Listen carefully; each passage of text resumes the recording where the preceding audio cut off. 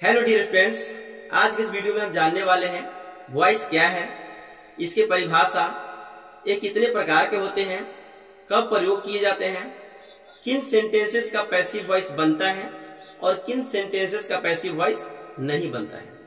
Active के sentences को passive में बदलने के लिए किन किन चीजों को जानना आवश्यक है, इनके बनाने के क्या नियम है, यानी कि एक्टिव की जो सेंटेंस है उनको पैसिव में कैसे बदला जाता है, कौन से नियम है, इन चीजों को आज हम जानने वाले हैं।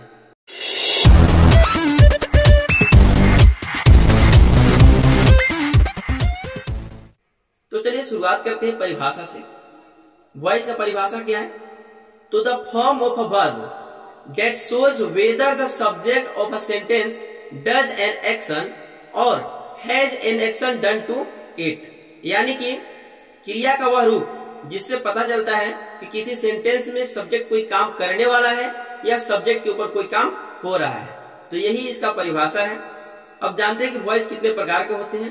तो वॉइस दो प्रकार के होते हैं, एक होते हैं एक्टिव वॉइस और दूसरे होते हैं पैसिव वॉइस। आज तक आप जितने भी पढ़े होंगे टेंस, तो टेंस को बोलते हैं एक्टिव वॉइस, क्योंकि टेंस में कुछ काम होता है, ठीक है, और काम करने वाला सब्जेक्ट होता है।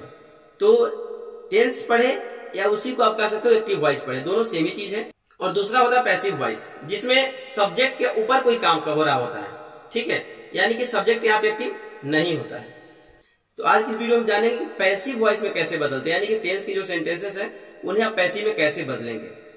तो अभी तक आपने सीखा कि वॉइस कितने प्रकार के होते हैं। अब जान लेते हैं कि वॉइस का उपयोग कहाँ किया जाता है या वॉइस का उपयोग क्यों किया जाता है, पहले इस चीज को जानते हैं, ठीक है। तो पहले एक्टिव वॉइस का उपयोग क्यों करते हैं? तो एक्टिव वॉइस का उपयोग हम तब करते हैं जब सब्जेक्ट का महत्व देना हो, ठीक है, सब्जेक्ट को महत्व देना हो, तो उस स्थिति में हम एक्टिव वॉइस का उपयोग करते हैं, यानी टेंस का उपयोग करते हैं। पैसिव वॉइस का उपयोग क्यों करते हैं? तो पैसिव वॉइस का उपयोग हम तब करते हैं जब सब्जेक्ट नहीं हो, ठीक है, यानी सब्जेक्ट नहीं दिया गया हो। जैसे बोले पूरी दुनिया भर में अंग्रेजी बोली जाती है, पूरी दुनिया भर में अंग्रेजी बोली जाती है, तो यहाँ पे हम पैसिव वॉइस का उपयोग करेंगे। अगला है सब्जेक्ट को जब महत्व नहीं देना, यानी काम करने वाला कौन है इस चीज का जब महत्व नहीं देना हो, तो उस स्थिति में हम पैसिव वॉइस का उपयोग करते हैं। जैसे खाना परोसा जा रहा है, अब खाना परोसने वाला कौन है इस चीज को हम महत्व नहीं दे रहे हैं, महत्व जो हम इस बात पे दे रहे हैं कि खाना परोसा जा रहा है। मिठाई बांटी जा रही है, तो यहाँ दोनों ही सेंटेंसेस में महत्व हम काम करने वाला को नहीं दे रहे हैं, बल्कि काम क्या हो रहा है इस चीज को महत्व दे रहे हैं। तो ये दोनों ही वॉइस बनेंगे, पैसिव वॉइस बनेंगे इसका, ठीक है।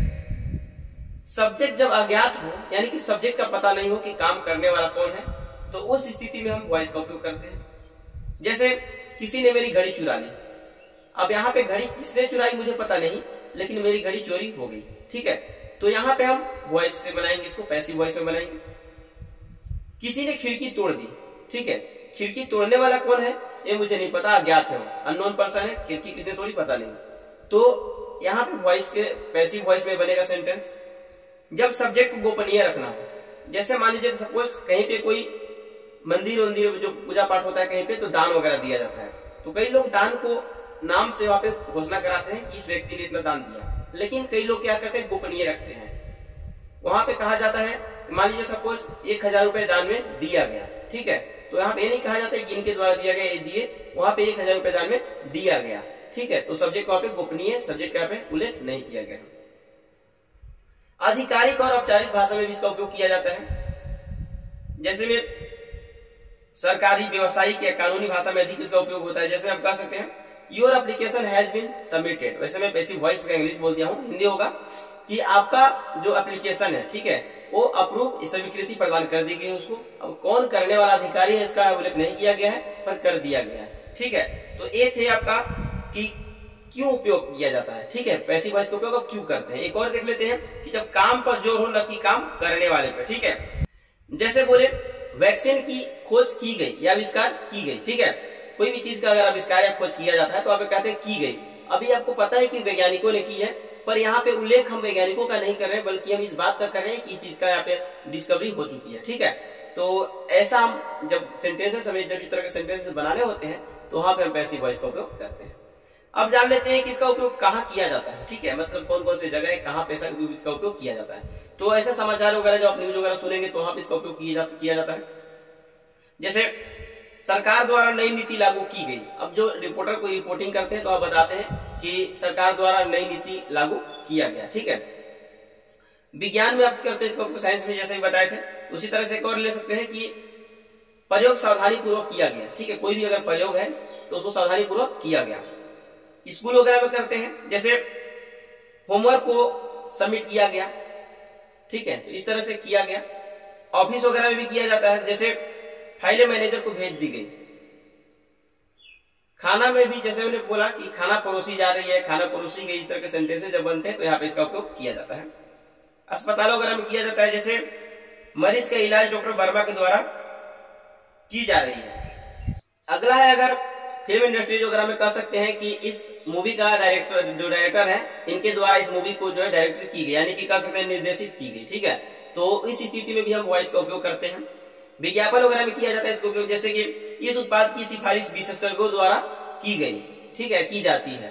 मतलब कोई भी प्रोडक्ट है उसका जो सिफारिश है कि मतलब सजेशन जो है किया जाता है कि आप इस प्रोडक्ट का उपयोग कीजिए, तो की गई, ठीक है। तो अब हम जानने वाले हैं कि किन सेंटेंसेस का पैसिव वॉइस नहीं बनता है। तो जैसा कि आप जानते हैं कि टोटल 12 टेंसेस हैं, ठीक है। प्रेजेंट के 4 हैं, पास्ट के 4 है, फ्यूचर के 4, इस तरह से टोटल 12 टेंसेस हैं। तो टोटल 12 टेंसेस में से सिर्फ 8 टेंसेस का ही पैसिव बनता है, 4 का नहीं बनता है। वो कौन से 4 टेंसेस हैं? तो 3 आपका हो गया परफेक्ट कंटिन्यूअस, यानी कि present perfect continuous, past perfect continuous और फ्यूचर परफेक्ट कंटिन्यूअस। एक फ्यूचर कंटिन्यूअस, ये 4 ऐसे टेंसेस हैं जिनके पैसिव वॉइस नहीं बनते थे। ये तो ही बात टेंसेस की, यानी कि एक्टिव वॉइस की बात हुई, ठीक है। अब एक इंट्रांजिटिव वर्ब्स का भी पैसिव नहीं बनता है। इंट्रांजिटिव वर्ब्स कैसे होते हैं? वैसे वर्ब्स होते हैं जो अपने साथ ऑब्जेक्ट नहीं लेते हैं, ठीक है। जैसे अगर मैं बोलूं कि वह आम खाता है, ठीक है, अगर मैं सीधा सीधा बोल दूं कि वह खाता है, तो आप पूछ सकते हैं क्या खाता है, ठीक है। क्या कहने से जवाब मिल जाएगा कि कुछ खाता है बता सकते हैं, आम खाता है, फल खाता है या कुछ खाना खाता है, कुछ भी बोल सकते हैं, तो इसका जवाब आपको मिल जाएगा। तो इसको बोलते हैं ट्रांजिटिव वर्ब, ठीक है। लेकिन इंट्रांजिटिव क्या है? तो ऐसे वर्ब्स जिनका जवाब नहीं मिलता है, ठीक है। जैसे मैं बोलूं कि वह सो रहा है, तो आप ये नहीं पूछेंगे क्या सो रहा है, सुनने में पूछने में भी उटपटा सा लगेगा, तो इसका पैसिव नहीं बनेगा, ठीक है। इंट्रांजिटिव वर्ब्स वाले का पैसिव नहीं बनता है। यहाँ पे ट्रांजिटिव वर्ब्स का भी पैसिव नहीं बनेगा जिसका ऑब्जेक्ट नहीं दिया गया हो। जैसे मैं बोलूं कि वह आम खाता है, तो इसका बन जाएगा क्योंकि यहाँ पे आम ऑब्जेक्ट है। लेकिन अगर मैं बोलूं कि वह खाता है, तो खाना तो एक आपका ट्रांजिटिव वर्ब है, लेकिन क्या खाता ये नहीं दिया हुआ है, ठीक है, तो इसका नहीं बनेगा। अगला है आपका लिंकिंग वर्ब्स का। लिंकिंग वर्ब्स क्या होते हैं? तो सब्जेक्ट के जो है कॉम्प्लीमेंट से वो जोड़ते हैं, वो जोड़ने का काम करते हैं। जैसे बोले ही इज हैप्पी, ठीक है, ही इज हैप्पी, वह खुश है। या बोल दिए कि ही बिकेम अ डॉक्टर, तो यहाँ पे इस तरह के जो वर्ब्स होते हैं जो यूज किए जा रहे वर्ब्स, इन्हें बोलते हैं लिंकिंग वर्ब्स, ठीक है, जोड़ने का काम करते हैं। तो इनका पैसिव नहीं बनता। सीधा सा आप समझ लीजिए कि ट्रांजिटिव वर्ब का पैसिव बनते हैं जिनमें ऑब्जेक्ट दिया गया हो, ठीक है, और ऑब्जेक्ट होना आवश्यक है इसको बनाने के लिए, याद रखिएगा इस बात को। तो अब जान लेते हैं कि अगर आप एक्टिव वॉइस के सेंटेंसेस को पैसिव वॉइस में बदलना चाहते हैं तो आपको कौन कौन सी चीजों की जानकारी होना आवश्यक है, ठीक है। यानी कि उनकी जानकारी के बिना आप एक्टिव वॉइस के सेंटेंसेस को पैसिव में नहीं बदल सकते हैं, ठीक है। तो इसके लिए आपको टेंस का ज्ञान होना, अच्छे से ज्ञान होना आवश्यक है, ठीक है। यानी कि टेंस आपको अच्छे से पहचान आना चाहिए, हिंदी का पहचान, इंग्लिश का पहचान, कि किस टेंस में है, उसके बाद ही आप एक्टिव के सेंटेंसेस को पैसिव में बदल पाएंगे। दूसरा जो जरूरी चीज है वो है आपको वर्ब फॉर्म याद होना चाहिए, कि वर्ब का तीसरा रूप, ठीक है, याद होना चाहिए, क्योंकि पैसिव वॉइस में हमेशा वर्ब का तीसरा रूप का प्रयोग किया जाता है। टेंस में आप देखते हैं कि वर्ब 1, वर्ब 2, वर्ब 3, यानी कि V5 तक जो होते हैं V1, V2, V3, V4, V5 तक यूज किए जाते हैं। लेकिन पैसिव वॉइस में सिर्फ और सिर्फ वर्ब का तीसरा रूप का ही यूज किया जाता है, आप याद रखेंगे इस चीज का।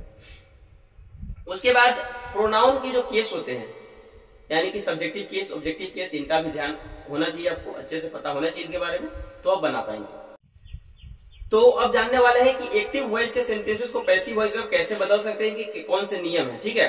तो एक्टिव वॉइस और पैसिव वॉइस में बदलने के 2 नियम हैं। एक बोलते हैं जनरल रूल और दूसरे को बोलते हैं स्पेसिफिक रूल, ठीक है। तो पहले आपको जनरल रूल को सीखना जरूरी है, बाकी जो विशेष प्रकार के जो सेंटेंसेस होते हैं उन्हें हम स्पेसिफिक रूल के अंतर्गत सीखते हैं, ठीक है। तो आज की इस वीडियो में आपको सिर्फ और सिर्फ जनरल रूल के बारे में बताऊंगा। ये अगर अच्छे से सीखे तो बाकी जो स्पेसिफिक रूल है इन्हीं पे अप्लाइड होते हैं, आप उनका भी उपयोग कर पाएंगे, बना पाएंगे, ठीक है। तो सबसे पहले हम जनरल रूल में बता देते हैं, बिल्कुल आसान शब्दों में समझेंगे, कोई यहाँ पे डिफिकल्टी होने वाला नहीं है, बस ध्यान से आपको समझना है। सबसे पहला जो जनरल रूल में है, हमने यहाँ पे 5 रूल यहाँ पे बताया है। पहला है कि आपको ऑब्जेक्ट लिखना है, ठीक है। जो भी आपको सेंटेंस दिया गया है उस सेंटेंस से आपको ऑब्जेक्ट को पहले लिख लेना है, ठीक है। आपको स्क्रीन पे यहाँ पे शो होगा सब कुछ, जो मैं बोलूंगा आपको स्क्रीन पे शो होगा, आप वहाँ पे देखेंगे, समझेंगे ध्यान से। तो पहला जो है आपको ऑब्जेक्ट लिखना है, और ऑब्जेक्ट आपको पहचानने आना चाहिए कि ऑब्जेक्ट कौन सा है, कैसे पहचान करेंगे ऑब्जेक्ट की। तो ऑब्जेक्ट का पहचान करने का तरीका है कि आपका जो सेंटेंस दिया होगा उस सेंटेंस में जो काम हो रही हो क्रिया, ठीक है, उस वर्ब से आप प्रश्न करेंगे क्या, किसे, किस पर, ठीक है। ये 3 वर्ड है। वैसे तो किस पर अभी जरूरत नहीं पड़ेगा, अगला वीडियो में बताऊंगा इसके बारे में, किस पर यानी ऑब्जेक्ट के लिए यूज करते हैं खोजने के लिए। लेकिन आपको यहाँ पे भी क्या और किसे 2 वर्ड ऐसे हैं जिनसे आप प्रश्न करेंगे तो आपका जवाब मिल जाएगा, ठीक है। तो ये हो गया ऑब्जेक्ट खोजने का तरीका। तो पहले आप ऑब्जेक्ट ढूंढेंगे और उसको लिख लेंगे। अगला है दूसरा रूल जो है हमारा, एचबी लिखिए, ठीक है। एचबी यानी कि हेल्पिंग वर्ब। अब हेल्पिंग वर्ब आपको लिखना है नए सब्जेक्ट के अनुसार। अब नए सब्जेक्ट क्या है, जब मैं सेंटेंस यहाँ पे दूंगा आपको स्क्रीन पे तो समझ में आएगा अच्छे से। तो अभी समझिए कि आपको एचबी लिखना है यानी हेल्पिंग वर्ब लिखना है नए सब्जेक्ट के अनुसार, ठीक है। तीसरा नंबर पे आपको लिखना है MV3 यानी कि मेन वर्ब का थर्ड फॉर्म। जैसा कि हमने बताया आपको कि वॉइस में हमेशा वर्ब का तीसरा रूप का प्रयोग किया जाता है, तो आपको MV3 लिखना है यानी मेन वर्ब का थर्ड फॉर्म लिखना है, ठीक है। चौथा नंबर पे लिखना है आपको बाय सब्जेक्ट, यानी कि जो सब्जेक्ट आपको शुरू में दिया हुआ था, काम करने वाला जो था, उसको बाई के साथ आप लिख देंगे, ठीक है। उसके बाद 5वां नंबर पे है प्रोनाउन चेंजिंग। प्रोनाउन चेंजिंग की अगर प्रोनाउन का प्रयोग किया गया आपके सेंटेंस में तो आप प्रोनाउन को चेंज करेंगे, यानी कि अगर सब्जेक्टिव केस में प्रोनाउन है तो उसको ऑब्जेक्टिव केस में बनाएंगे, ऑब्जेक्टिव केस में है तो उसको सब्जेक्टिव केस में करेंगे। ध्यान रखेंगे यहाँ पे पॉसेसिव जो प्रोनाउन होते हैं पॉसेसिव केस वाले, उनको चेंज नहीं करना होता है, वो आप एग्जाम्पल के माध्यम से सीखेंगे, ठीक है। तो ये 5 रूल्स है। अगर ये 5 रूल्स आपको याद है तो आप अच्छे से वॉइस को बना पाएंगे, एक्टिव वॉइस के सेंटेंसेस को पैसिव में बना पाएंगे, ठीक है। तो अब आपके सामने मैं यहाँ पे ऊपर में स्क्रीन में आप देख सकते हैं 5 बॉक्स के फॉर्म हमने लिखा है, ठीक है। पहला फॉर्म आपको दिखाई दे रहा होगा V1। पहले आप देख लीजिए कि मीनिंग क्या अर्थ क्या है। तो अर्थ है आपका होना, बी यानी होना। अब होना के 5 फॉर्म हमने लिख रखे हैं। एम और आर जो आपका है वो V1 हमने लिखा है, ठीक है। वाज और वर V2 लिखा है, बीन आपका V3 है, बीइंग आपका V4 है, और इज जो है वो V5 है। ऐसा हमने क्यों किया है, क्योंकि आप जानते हैं जो टेंस बनाते हैं तो इज एम आर तीनों एक साथ आते हैं, प्रेजेंट कंटिन्यूअस टेंस में तीनों एक साथ आते हैं। लेकिन आप जानिए कि एम और आर का प्रयोग जो है प्लूरल के साथ करते हैं, और V1 जो है हमेशा प्लूरल होता है और V5 हमेशा सिंगुलर होता है। तो इसीलिए हमने V5 के स्थान पे इज को रखा है, क्योंकि वो इज सिंगुलर है। तो आपको इन 5 वर्ब्स की जो फॉर्म मैंने बताया आपको याद रखना है। फिर से मैं रिपीट कर देता हूं। V1 में आपका है एम और आर, V2 में है वाज वर, V3 में है आपका है बीन, V4 में है बीइंग, और V5 में है इज। ऐसा इसलिए है क्योंकि इज एम आर जो है प्रेजेंट कंटिन्यूअस में यूज करते हैं, और एम और आर आपका प्लूरल है। और याद रखिएगा कि V1 हमेशा प्लूरल होता है, और इज जो हमने रखा है V5 में रखा है, इज हमेशा सिंगुलर होता है। याद रखिएगा V5 हमेशा क्या होता है, सिंगुलर होता है। तो एक तो आप इस वर्ब फॉर्म्स को याद रखेंगे। दूसरा आपको याद रखना है प्रोनाउन चार्ट। जो आपको प्रोनाउन चार्ट यहाँ पे स्क्रीन पे शो हो रहा है, आई का जो है आई सब्जेक्टिव केस है। देखिए फर्स्ट कॉलम जो है आपका सब्जेक्टिव केस का है, और सेकंड कॉलम जो है ऑब्जेक्टिव केस का है। सब्जेक्टिव केस का प्रयोग आप कहाँ करेंगे, तो जब शुरू में आपको लिखना होगा तो आप सब्जेक्टिव केस से लिखेंगे, और जब लास्ट में लिखना होगा, बीच में लिखना होगा तो आप ऑब्जेक्टिव केस का प्रयोग करेंगे, ठीक है। तो आई का आप देख सकते हैं, आई का लिखा हुआ है मी, वी का अस, यू का यू, दे का देम, ही का हिम, सी का हर, और इट का इट। तो ये है 7 प्रोनाउंस और इनके ऑब्जेक्टिव केस। तो आप इनको ध्यान रखेंगे। 2 चीज आपको, 2 कॉलम आपको ध्यान रखना है। 2 आपको जो चार्ट शो किए हैं, एक आपका वर्ब वाला चार्ट हो गया और दूसरा हो गया आपका प्रोनाउन चार्ट, ठीक है। 2 चार्ट को याद रखेंगे। उसके बाद आपको चार्ट से याद करने वाले कोई है नहीं यहाँ पे कुछ भी। तो आप ध्यान रखें, सेंटेंस में लिख रहा हूं यहाँ पे, ठीक है। आपके सामने सेंटेंस है आई टीच इंग्लिश, ठीक है, लिखा हुआ आई टीच इंग्लिश। अब जैसा कि मैंने पहले ही बताया था कि आपको टेंस अच्छे से आना चाहिए। अब आपको पहचान करना है कि ये जो टेंस है, ये जो हमने सेंटेंस लिखा है वो किस टेंस में है। तो आप अगर पहचान करने में सक्षम है तो पहचान के बताइए, नहीं पहचान कर पा रहे तो मैं आपकी मदद करता हूँ पहचान करने में। तो यहाँ पे देखिए लिखा हुआ है आई टीच इंग्लिश। आप पहचान करते कैसे, एक बार फिर से रिकॉल करते। वैसे तो टेंस का वीडियो पढ़ा हुआ है, लेकिन मैं आपको यहाँ से बता देता हूँ एक बार। तो इसको रिकॉल करने के लिए आप क्या करेंगे, देखिए आपको एचबी और एमबी को दो चीजों को फाइंड करना है। दो चीज को आप फाइंड कर लेंगे तो आप टेंस को अच्छे से पहचान कर पाएंगे। यहाँ पे लिखा हुआ है, एक और मैं आपको चार्ट नीचे शो कर देता हूँ, आप इस चार्ट से मैच कीजिएगा कि कैसे किस तरह से पहचान करते हैं। ठीक है, तो यहाँ पे जैसे लिखा है आई टीच इंग्लिश, अब आपको इसमें एचबी बताना है कि एचबी क्या है, तो आप देख पाएंगे एचबी यहाँ पे कुछ भी नहीं है, हेल्पिंग वर्ब यहाँ पे कुछ भी नहीं है। अब एमबी जो है, एमबी का कौन सा फॉर्म है, ठीक है, टीच जो है कौन सा फॉर्म है, V1 है, V2 है, V3 है, V4 है, V5 है, क्या है, कौन सा फॉर्म है, तो आप कहेंगे टीच जो है V1 है। कौन सा है, V1। और V1 जो है वो प्रेजेंट इंडेफिनिट में आता है, आप देख सकते हैं चार्ट में V1 और V5 आप देख सकते हैं प्रेजेंट इंडेफिनिट में लिखा हुआ है। तो V1 और V5 आपका प्रेजेंट इंडेफिनिट में भी होता है, फ्यूचर में भी आता है। ठीक है, जो फ्यूचर में V1 का ही प्रयोग करते हैं, लेकिन वह याद रखिएगा कि वहां पे हेल्पिंग वर्ब भी होता है, और यहाँ पे बिना हेल्पिंग वर्ब का अगर आ रहा है और V1 है तो आपका प्रेजेंट इंडेफिनिट का है। ठीक है, तो इससे पहचान पता चला कि यानी कि अगर V1 लगा हुआ है तो ये आपका प्रेजेंट इंडेफिनिट का है। ठीक है, तो आपका जो भी होगा टेंस उसका एचबी और एमबी को आपको साइड में लिख देना है। ठीक है, तो आप देख सकते हैं मैंने लिख दिया है, पोस्ट में यहाँ पे लिखा हमने V1 और V5। ठीक है, दूसरा टेंस कौन सा है, दूसरा सेंटेंस है आई एम टीचिंग इंग्लिश। ठीक है, दूसरा में लिखा हुआ है आई एम टीचिंग इंग्लिश। अब आपको बताना है कि कौन सा टेंस है, तो इसका आप पोस्ट में लिखिएगा, जो भी टेंस होगा पहले टेंस का पहचान कीजिए। तो टेंस से आप देख सकते हैं कि एम टीचिंग इंग्लिश। ठीक है, आई एम टीचिंग इंग्लिश। यहाँ पे आपको मैंने बताया कि आपको पहले एचबी और एमबी को फाइंड करना है। एचबी क्या है, एचबी और एमबी वो कौन सा है, तो एम है, कहेंगे आप एम है, और मेन वर्ब कौन सा है, तो आईएनजी लगा इसलिए V4 है। ठीक है, तो एचबी आपका हो गया एम और V4 हो गया आपका मेन वर्ब। ठीक है, तो एम और V4 किस में आता है, आप कहेंगे प्रेजेंट कंटिन्यूअस में आता है, चार्ट में देख सकते हैं,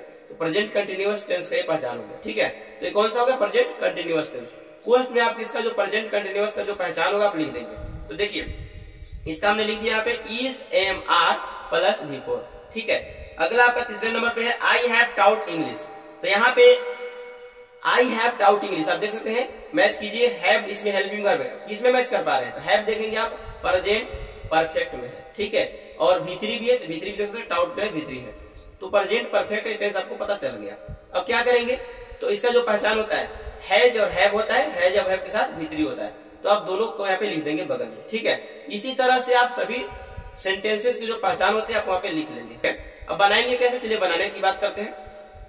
पहला जो आपका टेंस है आई टीच इंग्लिश। ठीक है, इसको कैसे बनाएंगे, सबसे पहले मैंने क्या बताया था, सबसे पहले बताया था कि ऑब्जेक्ट आपको लिखना है। चलिए ऑब्जेक्ट लिखिए, ऑब्जेक्ट क्या है, अब आपको नहीं पता ऑब्जेक्ट क्या है, पहले आप काम बताइए, काम क्या हो रहा है, पढ़ाने की, क्या काम हो रहा है, पढ़ाने की, तो पढ़ाना ही आपको वर्ब हो गया। अच्छा, हमने क्या बताया था ऑब्जेक्ट ढूंढने के लिए, आप क्या से या किसे से प्रश्न करेंगे। यहाँ पे है मैं पढ़ाता हूँ। ठीक है, आई टी मैं पढ़ाता हूँ, क्या पढ़ाता हूँ, आप कहेंगे इंग्लिश, तो यहाँ पे इंग्लिश आपका जो है ऑब्जेक्ट हो गया। ठीक है, तो आप ऑब्जेक्ट को शुरू में लिखेंगे इंग्लिश। ठीक है, उसके बाद लिखना तो हमने बताया था आपको एचबी लिखना है। ठीक है, एचबी लिखना है, लेकिन वो कैसे बताया था, नए सब्जेक्ट के अनुसार। ठीक है, ध्यान दीजिएगा कैसे नया सब्जेक्ट। अब यहाँ पे लिखा आई टीच इंग्लिश है, अब यहाँ पे आपको एचबी यहाँ पे दिखाई नहीं देगा, V1 और V5 है, एचबी कैसे लिखिएगा, तो V1 और V5 ऊपर आप देखिए जो चार्ट हमने बनाया है यहाँ पे वर्ब वाला। ठीक है, उसमें आपका V1 और V5 में देखिए क्या है, V1 में आप देख सकते हैं एम और आर है, और V5 में क्या है, इज है। अब बताइए कि इंग्लिश के साथ क्या लगाइएगा, इंग्लिश के साथ क्या लगाइएगा, एम या आर या फिर इज लगाइएगा, तो इंग्लिश के साथ तो इज लगेगा, तो यहाँ पे लगाना है इज, इंग्लिश इज। अब अगला रूल क्या हमने बताया तीसरे नंबर पे, तीसरे नंबर पे रूल बताया था कि एमबी का थर्ड फॉर्म लिखिए, यानी मेन वर्ब का तीसरा रूप लिखिए। तो मेन वर्ब का तीसरा रूप क्या होगा, टीच का V3 होता है टाउट, TAUGH टाउट, तो यहाँ पे लिखेंगे टाउट। ये हो गया इंग्लिश इज टाउट, हो गया, कोई दिक्कत नहीं है। अगला है आपका चौथे नंबर पे बाई के साथ सब्जेक्ट लिखिए। ठीक है, बाई के साथ सब्जेक्ट लिखिए, बाई लिखिए पहले, उसके बाद सब्जेक्ट, यानी कि काम पहले कौन कर रहे थे, आई टीच इंग्लिश, काम करने वाला मैं हूं आई, तो आई लिखना है। ठीक है, लेकिन आई आप नहीं लिखेंगे, आई का प्रोनाउन चेंजिंग हम बताया था 5वें नंबर पे कि अगर आई है तो आप प्रोनाउन चेंज करेंगे। ठीक है, यानी कि प्रोनाउन पहले से अगर यूज किया गया हो तो कुछ बदलना है, कैसे बदलेंगे, तो आई आपका जो है सब्जेक्टिव केस है। हमने बताया था कि सेंटेंस के शुरुआत जो होगा, शुरुआत में जो प्रोनाउन का उपयोग किया जाएगा वो आपका सब्जेक्टिव होगा, और बीच में होता है ऑब्जेक्टिव होता है। तो शुरू में था इसलिए यहाँ पे आई लगा हुआ था, लेकिन जब आप लास्ट में लिख रहे हैं तो आप आई नहीं लिख सकते, वहां पे आपको लिखना होगा मी। आप देखिए जो प्रोनाउन वाला चार्ट आपको दिखाई दे रहा है, आई का क्या है ऑब्जेक्टिव केस, मी है, तो मी क्या हो गया sentence, English is taught by me. अगला सेंटेंस है English, I am teaching English, ये सेंटेंस है दूसरे नंबर का। तो यहाँ पे आपको ऑब्जेक्ट पहले लिखना है। ऑब्जेक्ट क्या है? ऑब्जेक्ट आपका इंग्लिश है, इंग्लिश को लिखिए, इंग्लिश लिख दिया। उसके बाद आप देखिए आपको लगाना था HB, ठीक है, HB लगाना है। HB कौन सा है? तो आप कहेंगे यहाँ पे एम, तो यहाँ पे HB था, लेकिन इंग्लिश के साथ क्या लगेगा? तो इज लगेगा। तो इंग्लिश इज, ब्रैकेट से हमने लिखा है, ध्यान दीजिएगा, इज एम आर जो ब्रैकेट में लिखा हुआ है उसमें से क्या लगेगा? तो इज लगेगा। तो इंग्लिश इज हो गया, ठीक है। अब ध्यान दीजिएगा, ऊपर वाला सेंटेंस में हमने क्या बताया था? ऊपर वाला सेंटेंस में जो था कि V1 और V5 था, तो वहां पे तो आपको क्लियर नहीं था। यहाँ पे देखिए क्लियर हो गया होगा कि इज एम आर यहाँ पे है, आई के साथ यहाँ पे एम का प्रयोग किया गया था, फिर भी इंग्लिश के साथ हमने इज का प्रयोग किया। क्यों? क्योंकि इंग्लिश जो है सिंगुलर है, ठीक है, इंग्लिश सिंगुलर है और इसके साथ इज का ही प्रयोग हुआ। तो ये तीन जो इज एम आर आपको पोस्ट में दिखाई दे रहा है, इसमें से क्या लगेगा? इज लगेगा। तो इंग्लिश इज हो गया क्लियर। अब जो प्लस बिफोर जो आपको पोस्ट में दिखाई दे रहा है, इस बिफोर को आपको ऊपर वाला जो तालिका दिखाई दे रहा है, जो चार्ट दिखाई दे रहा है वर्ब वाला, तो उसमें आपका बिफोर क्या दिख रहा है? आपको बिफोर आपको बीइंग दिखाई दे रहा है, ठीक है। तो जब बिफोर होगा तो आपको उसमें से बिफोर को बदलना होगा, ठीक है। तो इसमें बिफोर दिखाई दे रहा है टीचिंग, तो टीचिंग को पहले कीजिए वहां पे बीइंग, क्या कीजिएगा? बीइंग। तो हो गया आपका इंग्लिश इज बीइंग, ठीक है। उसके बाद आप लिखेंगे मेन वर्ब का थर्ड फॉर्म लिखना है। थर्ड फॉर्म क्या होगा? टीच का भी होगा टाउट, तो इंग्लिश इज बीइंग टाउट, ठीक है। उसके बाद आपको हमने बताया था बाई के साथ सब्जेक्ट लिखिए, तो बाई और सब्जेक्ट यहाँ पे था आई, ठीक है। आई को क्या करेंगे? मी। तो इसका हो जाएगा पूरा sentence English is being taught by me. आपका अगला सेंटेंस है चौथे नंबर का, सॉरी तीसरे नंबर का, I have taut English. I have taut English. अब आपको पहचान लिखा हुआ है, ध्यान दीजिए, ब्रैकेट में लिखा हुआ है क्या है? तो प्रेजेंट परफेक्ट है, इसलिए यहाँ पे लगा हुआ है हैज हैव के साथ भी थे, ठीक है। अब इसको क्या लिखेंगे? पहले आप ऑब्जेक्ट लिखेंगे, ऑब्जेक्ट है इंग्लिश, लिख दीजिए। इंग्लिश लिखने के बाद आप हेल्पिंग वर्ब का लिखिए, हेल्पिंग वर्ब को लिखेंगे। हेल्पिंग वर्ब क्या है? क्वेश्चन में देख सकते हैं हैज या हैव है, तो इंग्लिश के साथ क्या लगेगा? इंग्लिश के साथ लगेगा हैज, ठीक है। तो आप यहाँ पे लिखेंगे इंग्लिश हैज। अब क्वेश्चन में ही देख सकते हैं प्लस V3 लिखा हुआ है, तो इस V3 को आप क्या लिखेंगे? ऊपर चार्ट से लिखिए, V3 देखिए क्या है? V3 है बीन, ठीक है। तो वहां पे लिखेंगे आप, नीचे बीन लिखेंगे, लिख दिए बीन, तो क्या हो गया? English has been. अब क्या करना है? V3 का प्रयोग करना है। जो मेन वर्ब काम हो रहा था उसका V3 लिखिए। V3 क्या है? टीच। टीच जो है इसका V3 क्या होगा? टाउट। तो इंग्लिश हैज बीन टाउट। अब चौथे नंबर पे क्या करना है आपको? बाई के साथ सब्जेक्ट लिखना है, तो बाई आई का क्या होगा? मी। तो English has been taught by me. ये आपका हो गया तीसरे नंबर का। तो अब जो चौथे नंबर का सेंटेंस है, ये सेंटेंस है प्रेजेंट परफेक्ट कंटिन्यूअस टेंस का, और हमने बताया है कि इस टेंस का पैसिव नहीं बनता है। क्यों नहीं बनता है आप जान लीजिए। तो नहीं बनने का जो रीजन है अभी आपको थोड़ी देर में स्पष्ट हो जाएगा। सबसे पहले आप कोर्स में देखिए, इसका जो लिखा हुआ है, पहचान लिखा हुआ है, क्या चीज लिखा हुआ है? ये जो प्रेजेंट परफेक्ट कंटिन्यूअस टेंस का जो हेल्पिंग वर्ब मेन वर्ब होता है उन्हें लिख दिया है हैज बीन या हैव बीन, ठीक है, प्लस बिफोर लिखा हुआ है। अब क्या करना है आपको? जैसे मैंने पहले बताया, बाकी सब प्रोसीजर वही सेम ही है। आपको लिख देना, पहले ऑब्जेक्ट लिखिए इंग्लिश, इंग्लिश के बाद आपको लिखना है हेल्पिंग वर्ब, तो हैज बीन होगा या हैव बीन होगा, तो आप कहेंगे हैज बीन होगा, तो लिख दीजिए इंग्लिश हैज बीन। उसके बाद आपको क्या करना है? उसके बाद लिखा हुआ है, पोस्ट में लिखा हुआ है बिफोर लिखा हुआ है, ठीक है। तो बिफोर के लिए आप क्या करेंगे?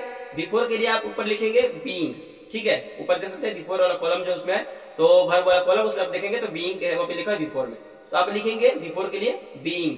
तो क्या हो गया? English has been being. अब लगाना है अगला रूल, तो आप लिखेंगे वर्ब का थर्ड फॉर्म, तो टाउट हो जाएगा टाउट। उसके बाद देखना है अगला रूल में कि बाई के साथ सब्जेक्ट लिखिए, तो बाई आई का हो जाएगा मी, ठीक है, तो बाई मी। तो English has been being taught by me. तो आप देख सकते हैं कि यहाँ पे बीन भी है और बीइंग भी है, जो कि ग्रामेटिकली इनकरेक्ट है। यही कारण है कि आपका इस टेंस का पैसिव वॉइस नहीं बनता है, ठीक है। अब अगला है पांचवें नंबर का सेंटेंस, आई टाउट इंग्लिश। अब क्वेश्चन में देख सकते लिखा हुआ है V2, कैसे बनाएंगे? पहले लिखिए आप इंग्लिश, इंग्लिश के बाद आप क्या करेंगे? इसमें तो हेल्पिंग वर्ब कुछ नहीं है, तो आपको क्या करना है? जो V2 दिखाई दे रहा है, V2 का ऊपर से चेंज कर दीजिए, तो कॉलम है, कॉलम से चेंज कर दीजिए। तो V2 क्या है? वाज वर है, तो इंग्लिश के साथ क्या लगेगा? वाज या वर, तो आप कहेंगे वाज लगेगा, तो इंग्लिश वाज। उसके बाद आपको क्या करना है? V3 लगाना है, V3 होगा टाउट, तो इंग्लिश वाज टाउट। उसके बाद आपको चौथे नंबर का जो रूल है बाई के साथ सब्जेक्ट लिखने का, तो उसको आप लिख दीजिए बाई, और आई का हो जाएगा मी, तो English was taut by me. अब अगले नंबर का जो सेंटेंस है उसमें है आई वाज टीचिंग इंग्लिश। अब क्या करेंगे? इंग्लिश को पहले लिखेंगे इंग्लिश, उसके बाद जो आपका कोर्स में देख सकते हैं क्या है, वाज वर्ब के साथ बिफोर लिखा हुआ है, तो क्या लगेगा, इंग्लिश के साथ लगेगा वाज या वर, तो यहाँ पे कहेंगे वाज, तो इंग्लिश वाज। अब जो बिफोर लिखा हुआ है, बिफोर को बदल दीजिए ऊपर वाला कॉलम से, तो क्या बिफोर के लिए क्या करेंगे, बीइंग का प्रयोग करेंगे, बीइंग, तो इंग्लिश वाज बीइंग। अब V3 लगाइए, V3 क्या है, टाउट, तो इंग्लिश वाज बीइंग टाउट, और प्रोनाउन चेंज कर दीजिए वही जो चौथे नंबर पहले है कि बाई के सब्जेक्ट लिखिए, तो सब्जेक्ट की जगह पे क्या प्रोनाउन तो बदल जाएगा, तो English was being taught by me, तो ये आपका सेंटेंस बन गया। अगले नंबर का जो सेंटेंस है उसमें है आई हैड टाउट इंग्लिश। पहले आप लिखेंगे इंग्लिश, क्वेश्चन में क्या लिखा हुआ है, हैड बीन, सॉरी हैड के साथ लिखा हुआ है V3, ठीक है, हैड प्लस V3, तो आप क्या करेंगे, इंग्लिश लिखे, इंग्लिश के बाद लिखेंगे हैड, उसके बाद आपको V3 के लिए क्या करेंगे, ऊपर वाला कॉलम में देखिए तो आपको बदलना वहां पे बीन लिखा है V3 के लिए, ठीक है, तो इंग्लिश हैड बीन। V3 आपका जो अगला रूल है, तीसरा नंबर का रूल है, उसमें आपको मेन वर्ब का थर्ड फॉर्म लगाना है, तो आप लगाएंगे टाउट, तो हो गया आपका इंग्लिश हैड बीन टाउट। अब प्रोनाउन चेंज कर दीजिए, वही सब्जेक्ट लिखिए, बाई सब्जेक्ट लिखिए, तो क्या होगा, by me, English had been taught by me.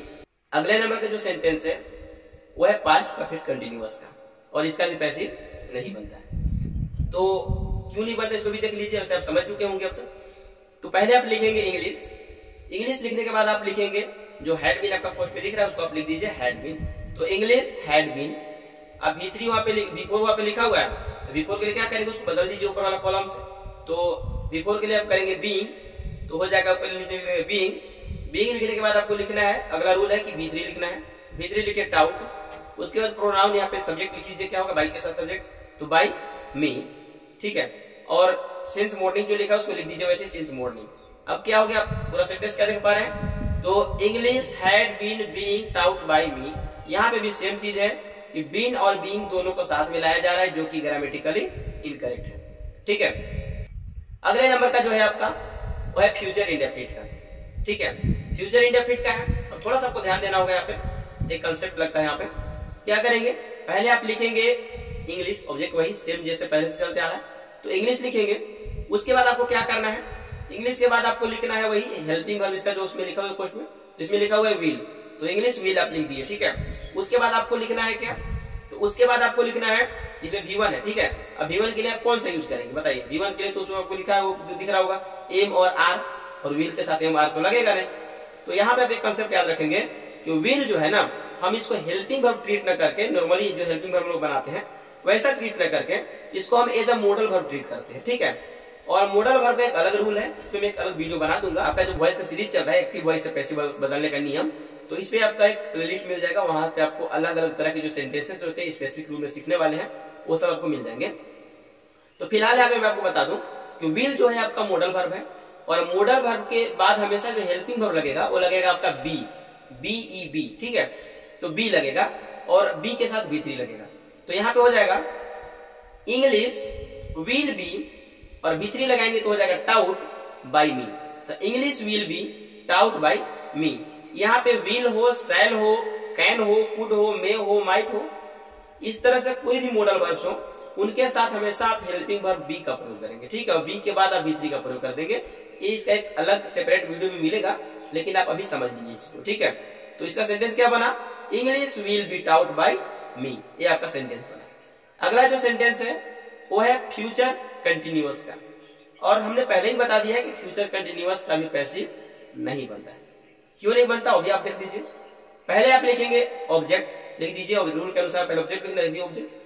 Object आपका है इंग्लिश, इंग्लिश के बाद आप लिखेंगे हेल्पिंग वर्ब, हेल्पिंग वर्ब पहले से क्या है, विल बी है, लिख दीजिए आप विल बी, ठीक है, इंग्लिश विल बी। आप इसमें लिखा हुआ है बिफोर, ठीक है, बिफोर को आप क्या लिखेंगे, ऊपर वाला कॉलम से चेंज कीजिए तो हो जाएगा आपका बीइंग, तो इंग्लिश विल बी बीइंग। अब फिर से लगाना है आपको V3, रूल के अनुसार क्या है, तीसरा रूल में V3 लगाना है, V3 लगाना है, तो V3 क्या हो जाएगा, टाउट, तो English will be being taught. अब बदल दीजिए बाई, आई को कर दीजिए मी, तो by me, English will be being taught by me. अब फिर से आप देख सकते हैं बी का ही फॉर्म है बीइंग, तो बी और बीइंग दोनों एक साथ कैसे आ सकता है, तो यही कारण है कि फ्यूचर कंटिन्यूअस का पैसिव नहीं बनता है। तो उम्मीद है कि आप समझ गए होंगे किसका क्यों नहीं बनता है। अब आगे बढ़ते हैं, अगला सेंटेंस है फ्यूचर परफेक्ट का है, ठीक है। तो पहचान तो आपको अच्छे से आना चाहिए, क्योंकि पहचान जब तक नहीं आएगा, आप टेंस को पहचान नहीं पाएंगे तो पैसिव बनाना बहुत मुश्किल होगा। वैसे मैंने बहुत कोशिश की है कि आपको आसानी से समझा दूं इस वॉइस को, उम्मीद है कि अच्छे से समझ में आ भी रहा होगा। तो बस पेशेंस रखिए और आप याद रखिएगा जो टेंस पहचानने का नियम है उसको याद रखिएगा, बाकी अब कोई मुश्किल काम नहीं इसको बनाना पैसिव में, ठीक है। तो अगला जो आपका सेंटेंस है, अगला सेंटेंस है I will have taut English, ठीक है। इसका क्या बनेगा, आप पोस्ट में देख सकते हैं, रूल लिखा यहाँ पे लिखा हुआ है विल हैव प्लस V3 लिखा हुआ है। क्या करना है, इंग्लिश वही लिख देंगे, इंग्लिश हेल्पिंग वर्ब वही लगा दीजिए, पहले से लिखा हुआ विल हैव लिखा हुआ लगा दीजिए will have, English will have, उसके बाद लिखा है V3 के लिए आप ऊपर से कॉलम से चेंज कर दीजिए, उसको कर दीजिए आप विल, तो इंग्लिश विल हैव बीन। अब जो V3 रूल में आपका तीसरा रूल जो है कि मेन वर्ब का तीसरा रूप लगाना है, तो आप यहाँ पे V3 को क्या करेंगे, बीच को क्या कर देंगे, जो टाउट पहले से था वो भी V3 है तो उसको लिख देंगे टाउट, तो English will have been taught, ठीक है। उसके बाद चौथा रूल जो है बाई के साथ सब्जेक्ट लिखिए, तो बाई मी, तो English will have been taught by me. ये आपका बन गया सेंटेंस एक्टिव टू पैसिव। तो आपका अगला जो सेंटेंस है और लास्ट सेंटेंस है वो फ्यूचर परफेक्ट कंटिन्यूअस का है, आप देख सकते हैं। तो इसका भी नहीं बनेगा, आपको पहले से पता है और नहीं बनता है, जानते हैं आप, तो देख लीजिए कैसे नहीं बनेगा, क्यों नहीं बनेगा, क्या रीजन है। तो इसका पहले आप लिखेंगे इंग्लिश, ठीक है, ऑब्जेक्ट लिख देंगे इंग्लिश। उसके बाद जो आपका पोस्ट में जो वर्ब दिखाई दे रहा है हेल्पिंग वर्ब, वो मेन वर्ब, उसको आप पहले लिखेंगे। तो हेल्पिंग वर्ब क्या है, विल हैव बीन, तो विल हैव बीन को आपको ऐसे लिख देना है, तो English will have been. Before आपको दिखाई दे रहा है, बिफोर को आपको कर देना है, ऊपर से चेंज कर देना है, तो बिफोर हो जाएगा आपका बीइंग, तो English will have been being. उसके बाद अगला जो तीसरा रूल है वो आपको लिखना है मेन वर्ब का थर्ड फॉर्म, तो टीच का हो जाएगा जो टाउट, टीचिंग यहाँ पे लिखा उसको कर देंगे आप टाउट, तो English will have been being taught. अब बाई के साथ लिखेंगे आप प्रोनाउन, तो बाई मी कर देंगे, बाई मी। उसके बाद जो यहाँ पे लिखा है सिंस मॉर्निंग को पैसे उतार देंगे, तो ये आपका हो गया सेंटेंस। आप देख सकते हैं कि इसमें भी यहाँ पे बीन और बीइंग दोनों आ रहा है, इस वजह से आपका सेंटेंस जो है ग्रामेटिकली इनकरेक्ट है, और यही रीजन है कि इसका पैसिव नहीं बनता है।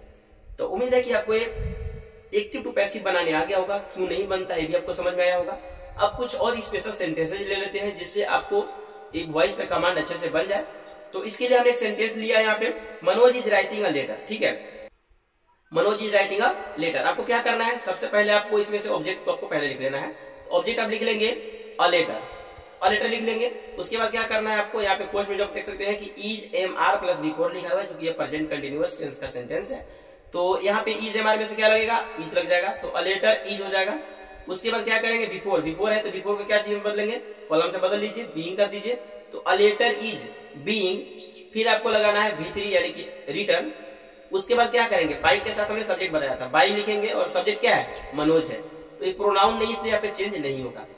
तो यही चीज आप यहाँ पे सीखेंगे कि प्रोनाउन अगर ना हो, सिर्फ नाउन हो, तो आप नाउन को एज इट इज लिख देंगे, ठीक है। तो मनोज का मनोज लिख देंगे, तो सेंटेंस आपका बनेगा a letter is being written by Manoj. अगला आपका जो सेंटेंस है, he is writing a letter, ठीक है, वैसे आप इसको सीख चुके हैं, फिर से देख लीजिए, he is writing a letter. तो क्या करेंगे, अ लेटर इज, देख सकते हैं क्वेश्चन में इज लिया है, तो a letter is being, before के लिए हमने बीइंग लगा दिया, तो अ लेटर इज बीइंग, अब मेन वर्ब का थर्ड फॉर्म रिटन बाय। अब जो ही है ना, ही का आप देखिए ऑब्जेक्टिव क्या दिख रहा है आपको चार्ट में, तो ही का दिखेगा आपको हिम, तो a letter is being written by him, तो ये आपका सेंटेंस बन गया। अगला जो सेंटेंस है, my brother is writing a letter, यहाँ पे आपको एक नया चीज सीखने को मिलेगा।